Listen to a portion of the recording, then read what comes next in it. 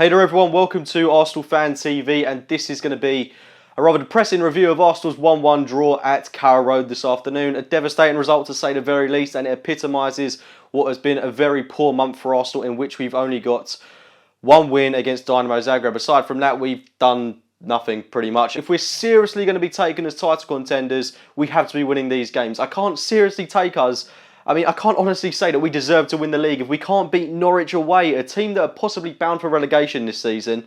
And in that second half, we've made them look like world-class opposition. Only Arsenal could do that. It is a devastating result tonight, an awful performance to that, especially in that second half. I think we only had about 3 or 4 shots on target, which against Norwich is abysmal. And we really should have won this game about 3 or 4-0, but we can't seem to capitalise on other teams' misfortunes. United only managed a 1-1 draw at Leicester. We had a good opportunity to go level at the top of the league this evening, but unfortunately, as always, we haven't been able to do it, and along the way we're losing our best players. We've lost Alexis Sanchez, we've lost Laurent Koscielny, and possibly Santi Cazorla went off with an injury as well. So that's 3 crucial players that have gone. We lost Francis Coquelin as well, and we're getting disappointing results to go with that. So really this whole month has been catastrophic, and are we seriously going to win the league if this continues to happen? How are we going to get through this month, even though we've got Sunderland and Villa coming up? How well are we going to do in those games if we're without our best players? Losing Coquelin is one thing, but losing Laurent Koscielny is another. These are 2 players that are so pivotal to our defensive scenario, and we just have lost them in the space of a week. It's abysmal the way that these injuries are being dealt with, and you could argue that they've been rather unfortunate, but one injury that certainly wasn't unfortunate, and one that could have definitely been avoided, is the injury to Alexis Sanchez, who looks like he's done his hamstring, and he's possibly our best player, and we're going to lose him for what could be 4 to 6 weeks, that's him out for the whole festive period, and that's the most crucial part of the Barclays Premier League. Everyone knows that, and to not be with our best player is, it leaves us in a real dilemma. But he had a niggle against Dynamo Zagreb. We could have taken him off when the game was won. He needlessly stayed on the pitch. We could have taken him off. We could have given a bit more time to someone else, but unfortunately he stayed on the pitch, and it's costed us today. It's just not good. It's poor management in my eyes, and it's not the first time it's happened this season. The same thing happened to Theo Walcott. We've been without him. That's cost us. Giroud was awful today, to say the very, very least. He just looks complacent. He looks lethargic. He looks too much like he knows that place is warranted and he's got no one challenging him for it, which he doesn't, but that's down to not buying any outfield players in the summer. We are so threadbare. We're at the very bones of our squad now, and I'm seriously worried going into this next couple of months, especially if we're going to be without 4 or 5 of our most pivotal players to the squad. It's just ridiculous how we're having to resort to players like Matthew Flamini and Joel Campbell. Albeit they give it their best in these games, but they're not at the level required to challenge for the league if you're Arsenal Football Club. And I seriously doubt that we can go on and mount a serious title challenge, albeit where we are on the table, if this continues to be a recurring theme. You have to beat Norwich away if you're going to win the league, and we haven't done that today. And like I say, we've got a load of injuries on the way. But the game didn't start off in the worst manner. One thing that I was disappointed with was that Mertesacker kept his place in the squad, but Gabriel did get a chance, as we saw a little bit later on, but we'll get onto that a little bit later in the review, should I say. But we got our first goal. Mesut Ozil again linking up with Alexis Sanchez. These two have been phenomenal for us in the past couple of games, despite the poor run of results. Alexis did really well, kind of bulldogish style to get the ball back from the Norwich player. Plays in Mesut Ozil with an excellent through ball, and Mesut Ozil makes a delicate chip over John Ruddy to put it in the back of net, 1-0 to the Arsenal. And you think at that point, we're going to seize the game by the scruff of the neck, we're going to take control of it, and like we were a couple of months ago when we were winning 3-0 against the likes of United, settling games, setting the tone for games in a matter of minutes by scoring goals, taking control. We're just losing games essentially in a matter of moments, because not long after the Ozil goal, which was fantastic, we go on to concede through Graben, who has been just cast away by Norwich over the start of the season really. He's been a nobody player at Norwich.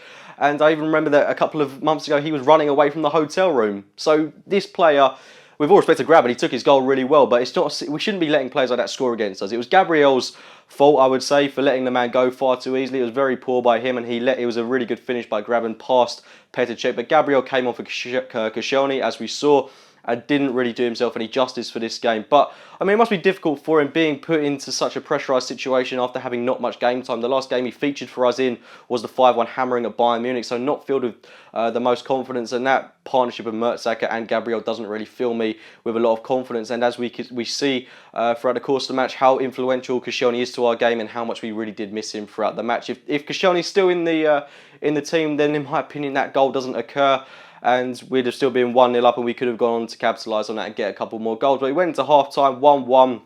Second half, we've got to come out and we've got to get a couple more goals. You think we've got to win this game. It is a crucial fixture that we've got to be getting the results in. But our midfield really let us down. I think Aaron Ramsey, Santi Cazorla just really didn't have their best games today. They looked really off the boil. But the fullbacks weren't that great as well. It wasn't Monreal's best game, although in that first half, probably our best player and one of few players that actually did work really hard in this game. Bellerin certainly didn't have his best game on the right-hand side. That's 2 Premier League games in a row now that he hasn't been overly convincing.